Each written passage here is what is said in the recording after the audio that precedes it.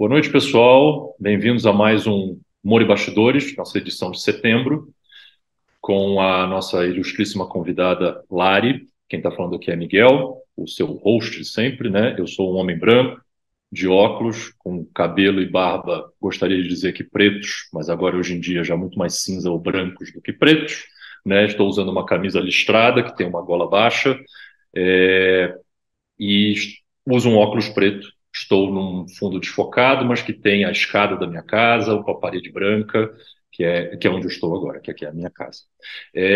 Hoje temos a ilustríssima presença de Lari. Lari é uma das nossas redatoras que trabalha lá em Elo, e ela trouxe para o meu conhecimento, eu não conhecia, conheci através dela, o assunto legal design. Né? E eu achei muito interessante, não vou entrar muito no detalhe para não roubar o trovão dela, ela vai apresentar o assunto aqui para a gente, mas eu achei muito interessante, eu achei muito relevante, e inclusive eu falei internamente aqui para o Virgílio, e ele quer fazer aqui em Namoro isso também. Então, não só eu botei a Lari para fazer uma apresentação, como arranjei trabalho extra para ela, eventualmente, para ela poder fazer com que os nossos contratos aqui na Mores sigam esses princípios de legal design. Lari, primeiro de tudo, queria agradecer muito a sua disposição, sua generosidade de vir aqui contar desse assunto para a gente, seu tempo também que você gastou para criar essa apresentação.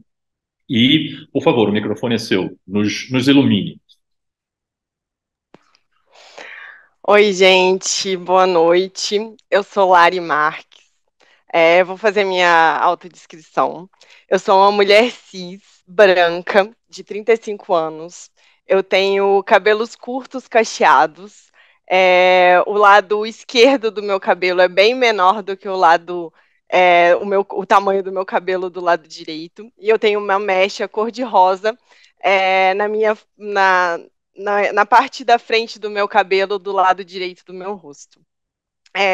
Eu estou usando um vestido verde, que eu mesma fiz, então vocês podem saber, agora vocês sabem que, além de UX Writer, eu sou aprendiz de costureira.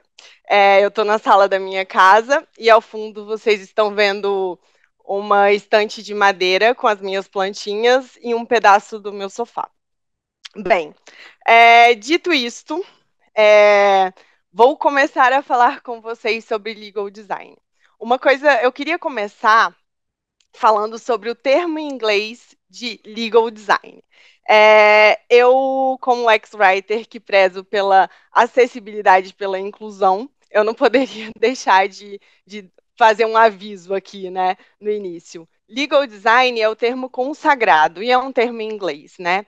E para gente, eu tento evitar estrangeirismos, né, quando eu posso, mas o termo legal design ele está super consolidado já, né? E no Brasil eu não encontrei nenhuma tradução assim, alguém com peso ou relevância no assunto falando de design jurídico que seria a tradução do termo legal design, né? Então aqui nessa apresentação entendam toda vez que eu falar legal design, entendam que eu estou falando sobre design jurídico, tá?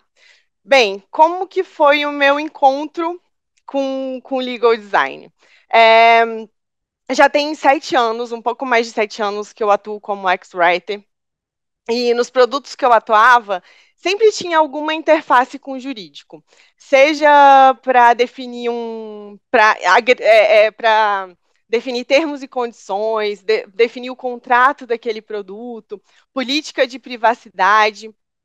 E eu nunca tinha me atentado como esses documentos que eram feitos é, priori- é, eram feitos principalmente pelo jurídico, poderiam impactar na experiência da pessoa que estava usando o meu produto. Então, até o momento do meu encontro com o legal design, é, eu trabalhava no produto, pensava em toda a jornada da pessoa, pensava como que aquele produto seria útil para ela, o contexto de utilização, como a pessoa falava, qual a linguagem que a pessoa utilizava quando ela estava usando ali o produto, para o meu produto ser mais acessível para ela. Eu pensava nisso tudo e o jurídico me mandava um termos e condições, por exemplo. Eu simplesmente agregava ao meu produto e achava que estava tudo bem, que aquele documento não teria um impacto na experiência da pessoa que estava usando aquele produto, né? Então, quando foi que eu me atentei ao legal design? quando eu comecei a trabalhar com um determinado produto, e esse produto estava tendo muita reclamação. Ele era um produto interessante, as pessoas queriam usar aquele produto, tanto que tinha demanda, as pessoas tentavam usar, só que as pessoas não conseguiam. Então a gente ficou assim, como assim? O produto é interessante, tem apetite, as pessoas querem usar, e quando as pessoas usam, dá erro. A pessoa não consegue utilizar por algum motivo, que até então a gente não sabia qual era, as pessoas não estão tendo sucesso em usar o nosso produto. E o que que isso causava, né? Isso causava. Era, isso causava é, muitas reclamações na central de atendimento. Então, quando as pessoas estavam tentando usar o produto, elas ligavam na nossa central de atendimento e avisavam que não estavam conseguindo, que precisavam resolver o problema porque queriam usar o produto e precisavam usar o produto naquele momento específico. Não dava para esperar 1, 2 dias, ou 1 hora, ou 2 horas, às vezes, para usar o produto. Uh, a gente gerava muita insatisfação com isso, né? E as pessoas iam para o Reclame Aqui, né? Expor a marca, expor o produto, né? Reclamando que elas não conseguiam usar o produto e chegavam a ir até a abrir ações judiciais, né? Contra a empresa. Então, aqui a gente fica pensando, né? A gente pensa tanto no nosso produto que ele tem que usar o tom de voz da marca, a gente quer fazer com que o produto tenha as características da marca, e às vezes é uma marca que quer ser leve, né, que quer ser inclusiva, e aí a gente pega e oferece um produto com termos e condições, um produto que está gerando o contrário do que é o tom de voz, né, daquela marca. E aí a gente precisou investigar o porquê que as pessoas não estavam conseguindo usar o nosso produto. Bem, chegamos, investigamos, procuramos, olhamos os relatórios, as conversas das pessoas com a central de atendimento, fomos no Reclame Aqui e olhamos todas as reclamações, analisamos os processos jurídicos que eram abertos contra a empresa por causa desses produtos, né? E a gente identificou que as pessoas não conheciam a regra do produto, elas não sabiam o que era o produto, quando elas podiam usar o produto, quem podia usar o produto. E são, assim, perguntas muito simples, que deveriam estar. As respostas dessas perguntas deveriam estar bem acessíveis para as pessoas que tinham interesse em usar aquele produto, né? Então, a gente tinha como que funcionava a divulgação do produto, né? A gente tinha esse produto no site. No site a gente trazia algumas informações sobre aquele produto, informações básicas. É, esse site também fez parte desse trabalho, tá? A gente atualizou esse site. Só que aqui eu vou fazer um recorte bem específico no problema que a gente tinha com termos e condições. Então, a gente tinha o site, trazia as informações básicas e direcionava, falava, para mais detalhes, acesse termos e condições. Para quem não sabe, termos e condições é um contrato. Ele é basicamente um contrato do produto ou do serviço que você tá oferecendo. Então, pensa quando você foi assinar a sua Netflix ou quando você foi assinar o Spotify. Você olhou ali as informações do aplicativo, né? O que ele ia te oferecer, quanto que era, como que você podia acessar, enfim. E chegou, aí você se cadastrou, você decidiu, quero contratar. Você se cadastrou, preencheu aquele formulário, cadastrou seu cartão, e antes de contratar, foi apresentado para você na sua jornada um documento que provavelmente tinha o nome de termos e condições ou termos de uso. E esse documento é o contrato que a gente tem com a Netflix, com a Spotify, por exemplo, para usar os serviços deles. A maior parte das pessoas não lê. Então, porque são documentos geralmente super extensos, cansativos, difíceis de ler. Então, a maioria das pessoas só aceita porque quer utilizar o serviço mesmo. Uma parte das pessoas lê só a parte que passa os olhos ali, né? E lê só as partes que ela acha mais relevante. E outra parte, uma pequena parte das pessoas lê todo o documento, consegue compreender aquele documento e entende e toma a decisão se ela quer contratar aquilo ou não. Bem, o nosso produto tinha um termos e condições parecidos com esses que vocês já estão acostumados em produtos digitais. Só que o que acontece? O nosso termos e condições, ele tinha toda a regra detalhada de como a pessoa poderia usar aquele produto. Quais as regras, quando, onde. Só que a gente estava dizendo tudo aquilo usando termos super técnicos e palavras super difíceis para as pessoas comuns e para as pessoas que eram as usuárias daquele produto, né? Então a gente tinha muito juridiquês nesses documentos, eram documentos super extensos, com frases longas, cheias de vírgula, a gente tinha cheias de vírgulas, cheias de explicações dentro da mesma frase, a gente tinha muita repetição de informações, então, às vezes, a gente falava a mesma coisa 3 vezes dentro do documento, e a gente falava de formas distintas, só que a gente só não mudava numa coisa, na dificuldade das palavras que a gente utilizava para falar as mesmas coisas 3 vezes, por exemplo. A arquitetura da informação era confusa, então a gente não tinha um encadeamento de ideias ali para facilitar o entendimento da pessoa que estava lendo aquele documento. A gente tinha problemas de inclusão e problemas de acessibilidade. Então, a gente só considerava que homens usavam aquele produto, a gente não considerava que pessoas neurodivergentes liam aquele produto, pessoas que faziam uso de leitor de tela liam aquele documento, né, que era relativo àquele produto. Então, assim, nosso termos e condições estava ofendendo diretamente a experiência do usuário, né? Então, a partir daí, eu pensei, gente, realmente o jurídico importa muito na experiência das pessoas. A gente tem que trazer o jurídico para a mesa. Porque os termos e condições era basicamente escrito pelo jurídico, né? Então, a gente identificou que a dor era os termos e condições, então a gente precisa escrever termos e condições que façam sentido para as pessoas, né? Que a gente, na verdade, a gente tem que escrever termos e condições para as pessoas que usam o documento, né? E não usam o documento para conseguir usar o produto. E não escrever termos e condições só para outro advogado ler, para outra advogada ler, ou para um juiz ler quando um usuário acaba abrindo uma ação judicial, né, contra a empresa por conta de não conseguir se sentir prejudicado porque não conseguiu usar o produto, né? Então a gente tinha um desafio aí de escrever termos e condições que cumprissem o papel legal.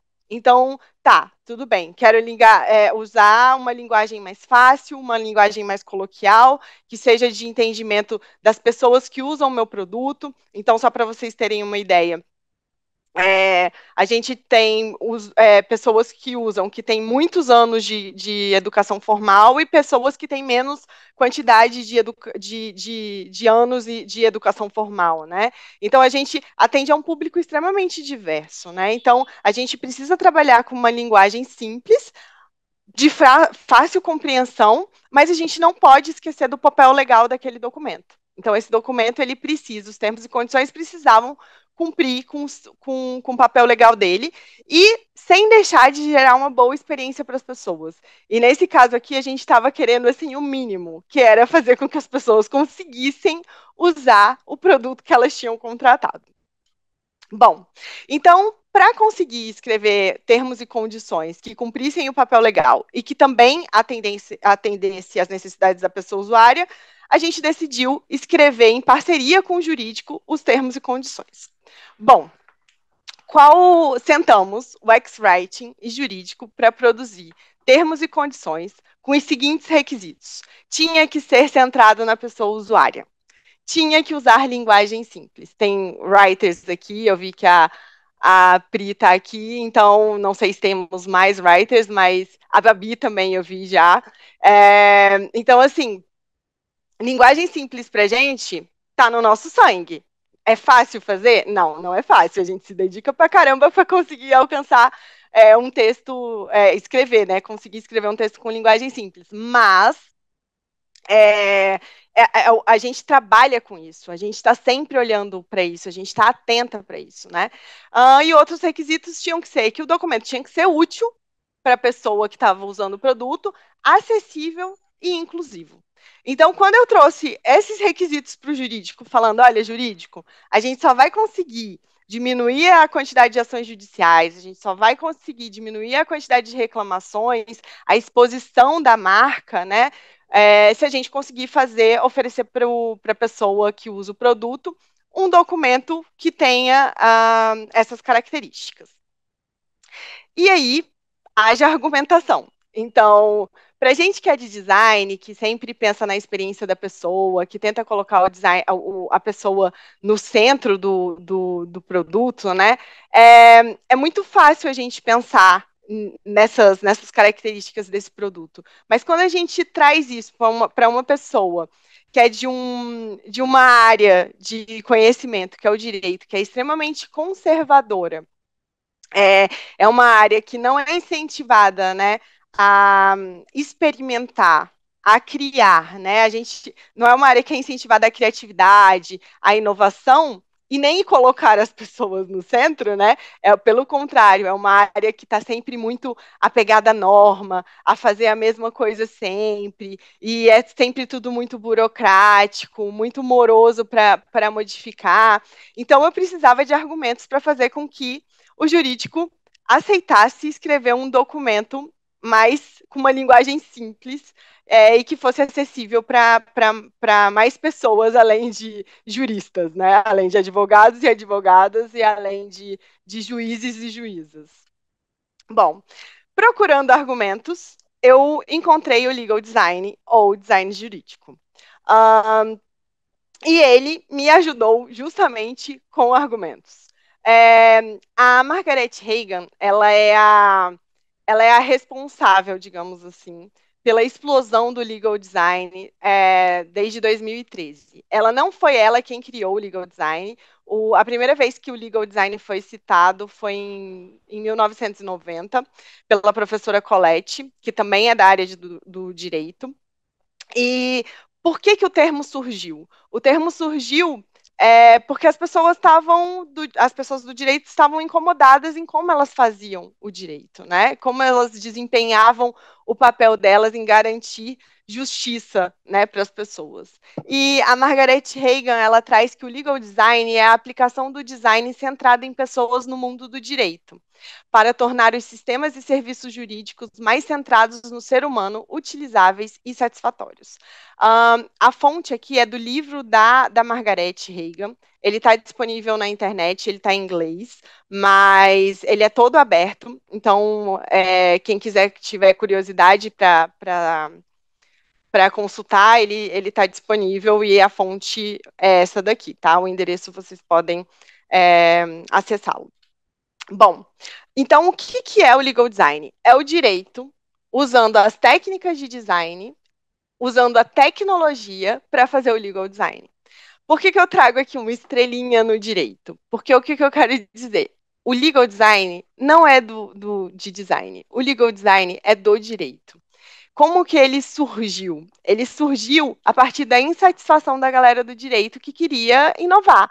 Queria falar, gente, olha só, do jeito que a gente está fazendo direito, do jeito que a gente está praticando, né, o direito, não está fazendo sentido para as pessoas. Se a gente quer fazer com que as pessoas tenham acesso aos direitos delas e conheçam os deveres delas, a gente precisa falar com essas pessoas. A gente não tem que continuar falando aqui, só no nosso mundinho jurídico, entre advogados e advogadas, entre juízes e juízas e juízes. A gente precisa falar com as pessoas. E a gente só vai conseguir falar com as pessoas se a gente olhar para essas pessoas, entender o que essas pessoas precisam, entender como elas falam. E foi a partir disso que surgiu o legal design. Foi a partir desse movimento de uma galera que estava do direito, que estava insatisfeita. Para vocês terem noção, tem a Katsuen, ela até participou de um Ladycast sobre legal design, e ela fala que se você pegar um contrato de 1940 aqui do Brasil, e você comparar com um contrato que a gente tem hoje, pouquíssimas coisas mudaram. E aí agora vocês imaginem. A gente teve várias mudanças sociais, várias mudanças tecnológicas, várias mudanças econômicas, desde 1940 para 2023. E nada mudou, ou pouquíssima coisa mudou no contrato, a gente está fazendo alguma coisa errada aí, né? Então, é, essa insatisfação, né, esse olhar de que o direito precisava mudar, foi o que gerou o legal design.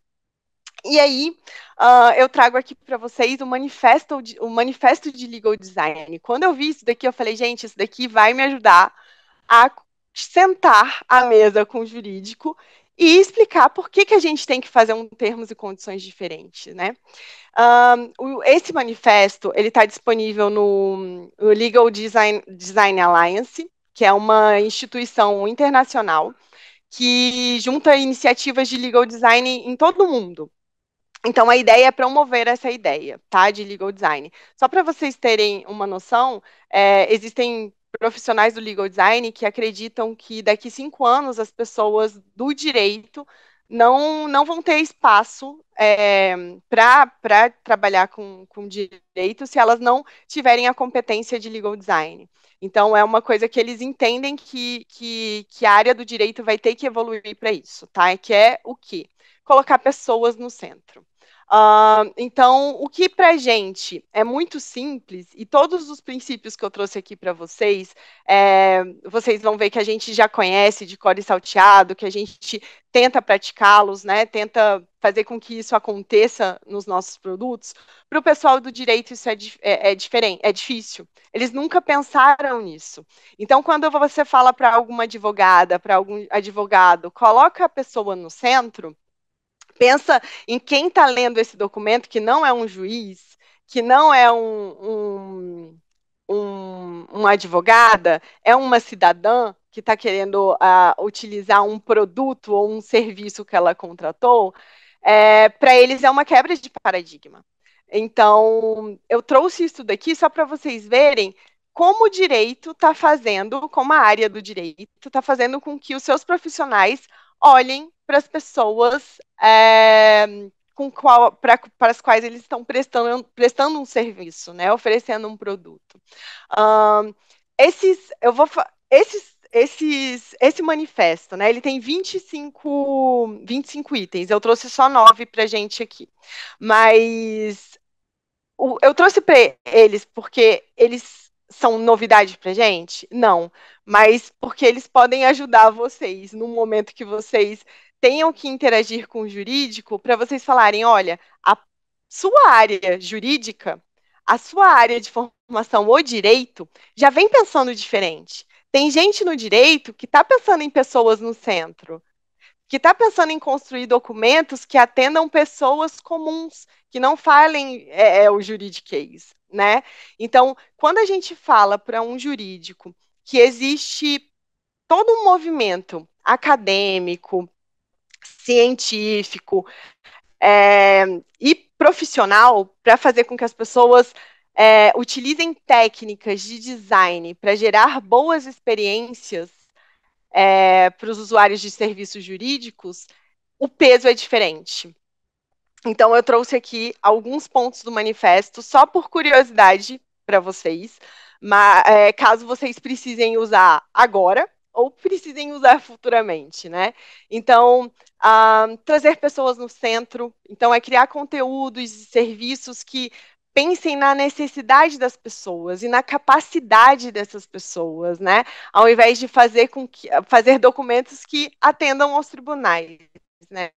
A prevenção, então, é evitar problemas, oferecer produtos e serviços que sejam de fácil entendimento para que não gerem conflito depois, né? Que não cause a pessoa não entenda qual é a regra, utilize de maneira errada e acabe gerando ações judiciais, né? Como é o caso desse produto que eu estou comentando com vocês aqui.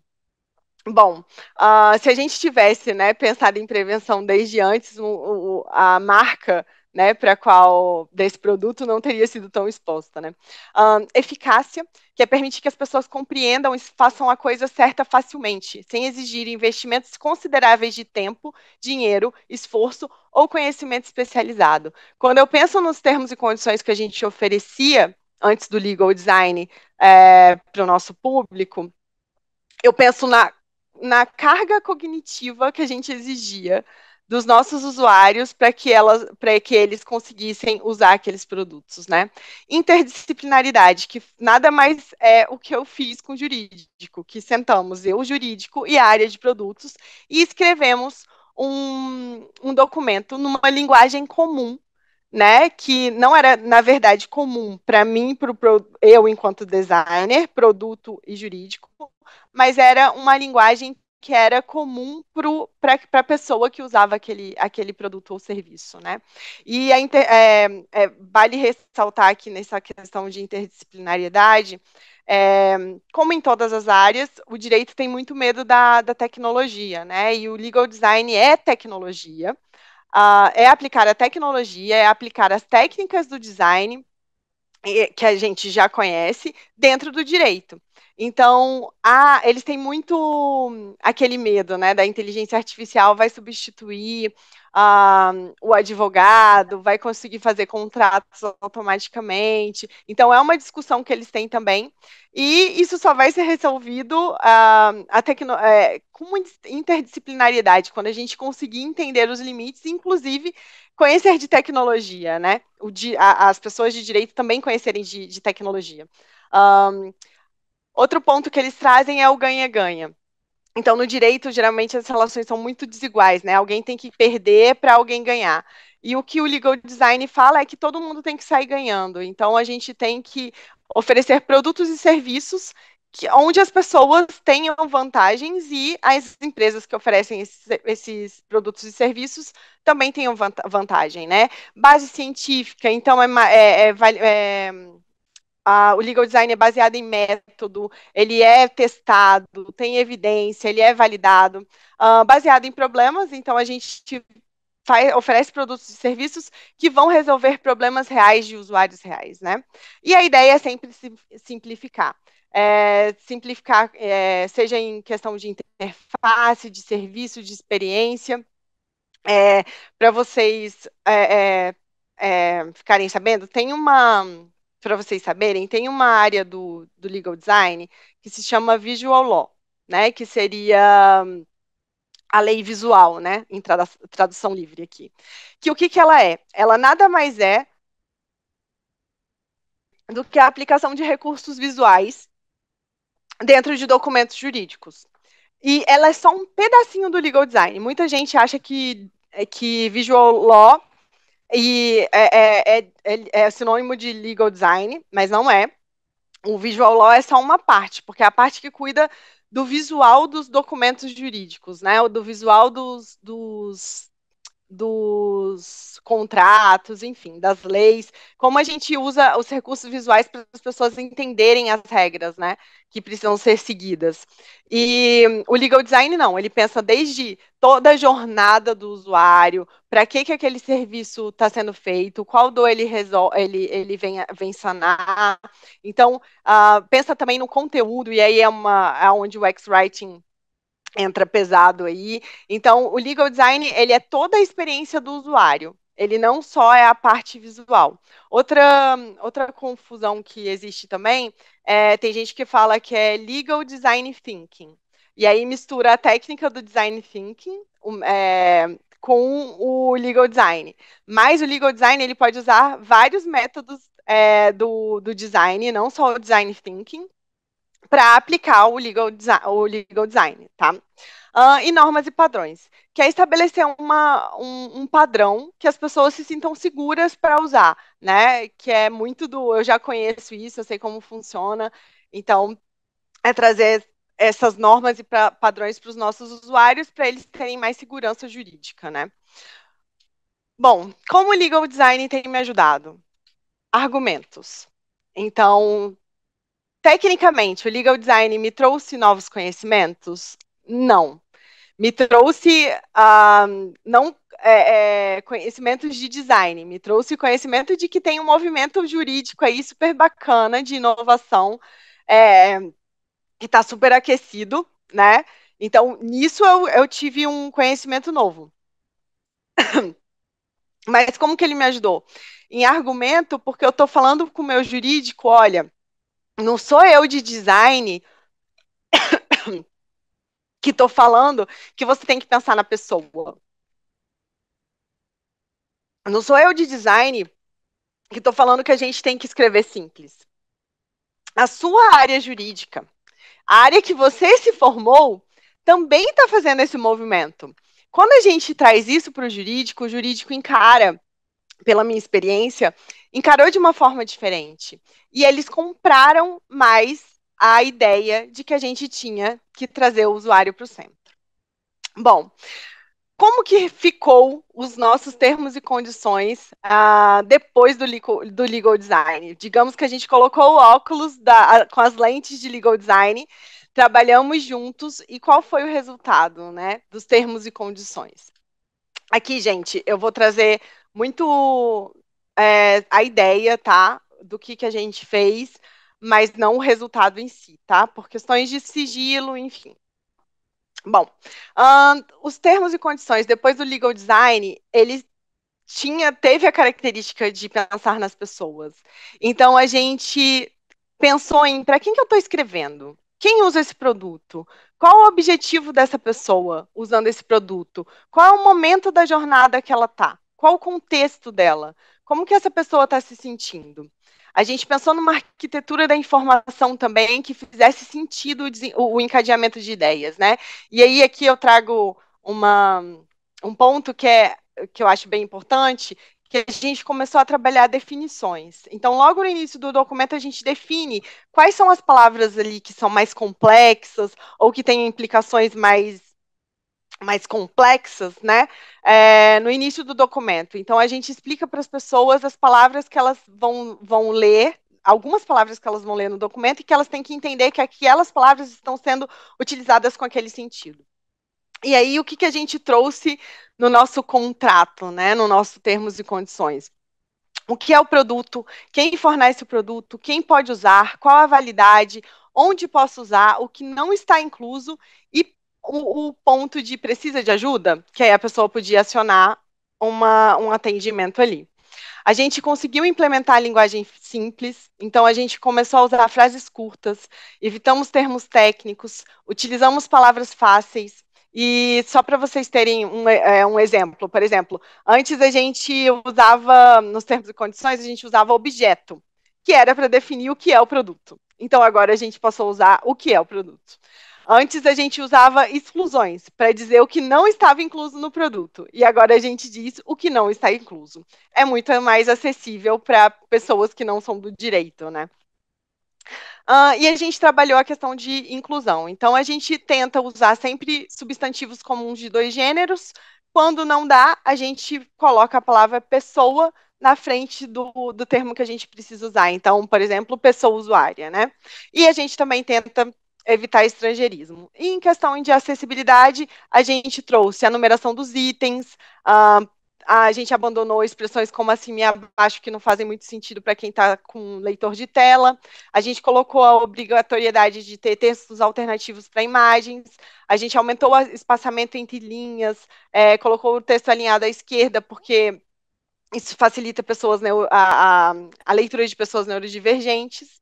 Então, assim, a gente passou a ter um documento que foi pensado para pessoas reais, pessoas comuns, pessoas que usavam aquele produto e que não eram pessoas que conheciam, né, o juridiquês, né, que não eram do direito, né. Bom, gente, e é isso.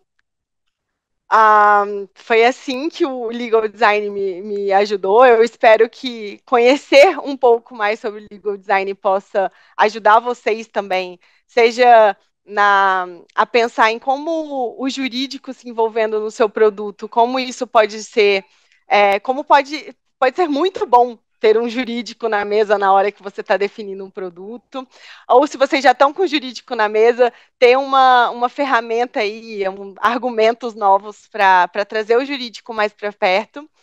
E estou aberta a perguntas. Então, se alguém quiser perguntar, tiver alguma dúvida.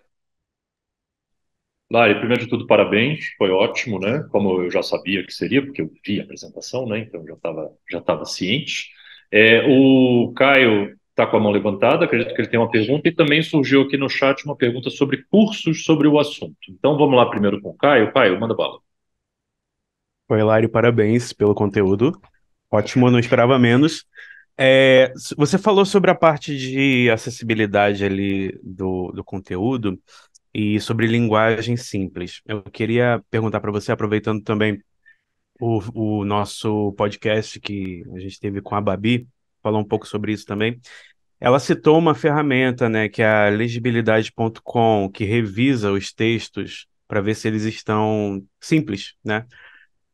Você aconselha também esse tipo de utilização dessa ferramenta para os textos legais, para os textos judiciais, ou não cabe, aí tem que ser um trabalho mais feito na unha mesmo? Eu acho essas ferramentas sempre ajudam. Sempre ajudam. Então, assim, utilizo também, gosto bastante da Clarice também, que vê a quantidade de palavras por termo, ou por a quantidade de palavras por frase, se os parágrafos estão muito longos. Então, eu sempre sou a favor da utilização desses recursos, desde que a gente não confie unicamente nessas tecnologias, né, nessas ferramentas. Mas como ferramenta, eu acho super válido. Eu utilizo e recomendo o uso também.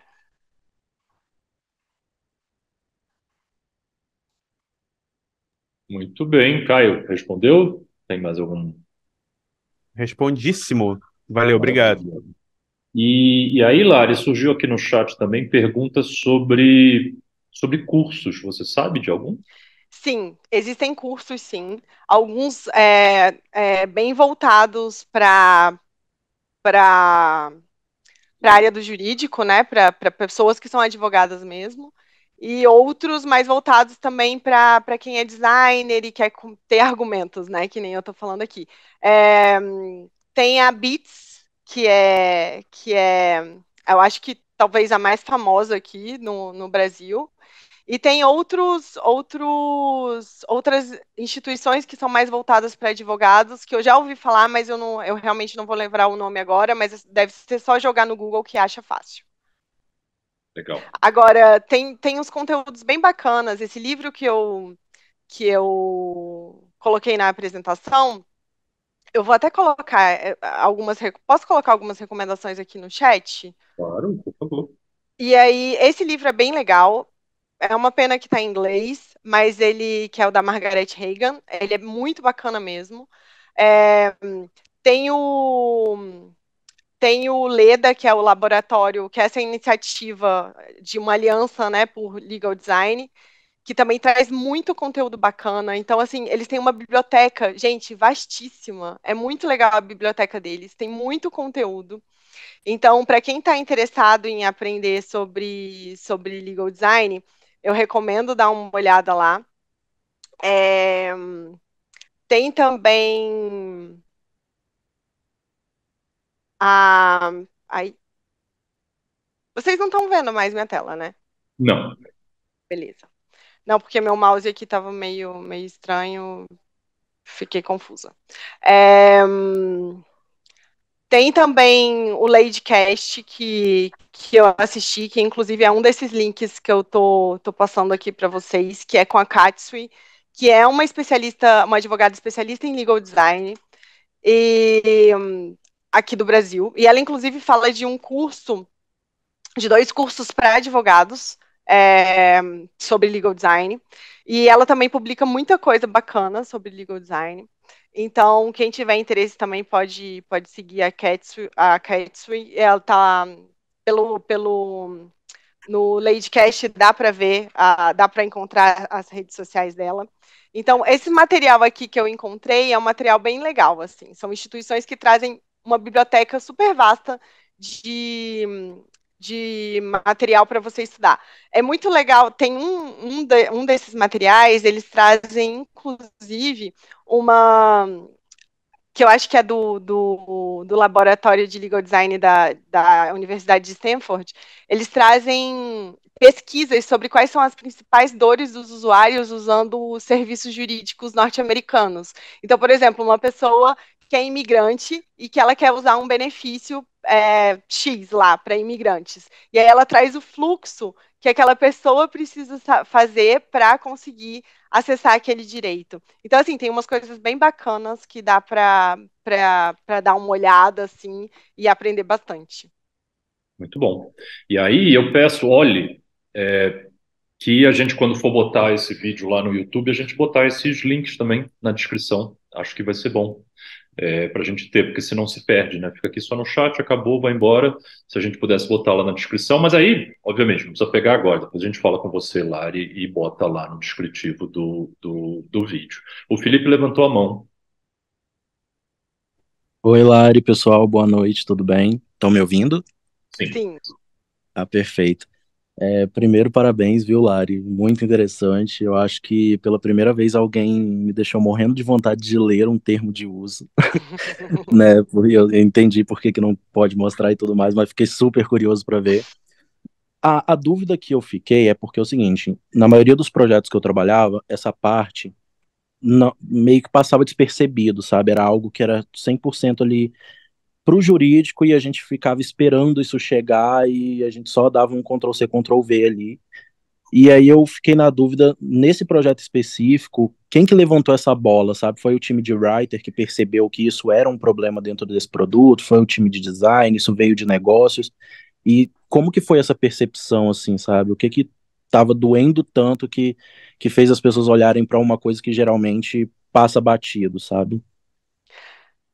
Bom, Felipe, fico feliz que você tenha agora, depois dessa conversa, olhe diferente para os termos e condições. E espero que você encontre bons termos e condições pela sua frente, porque eu confesso que é bem difícil de achar. Mas eu também era assim. Quando eu comecei a trabalhar com experiência do usuário, eu simplesmente integrava ao produto que eu estava trabalhando o que o jurídico mandava. Eu não olhava o que o jurídico. Na verdade, eu até olhava e falava: caraca, isso é chato pra caramba. Mas eu não me preocupava, não me preocupava no sentido de, cara, isso vai acabar com a experiência do meu usuário. Eu não tinha essa percepção.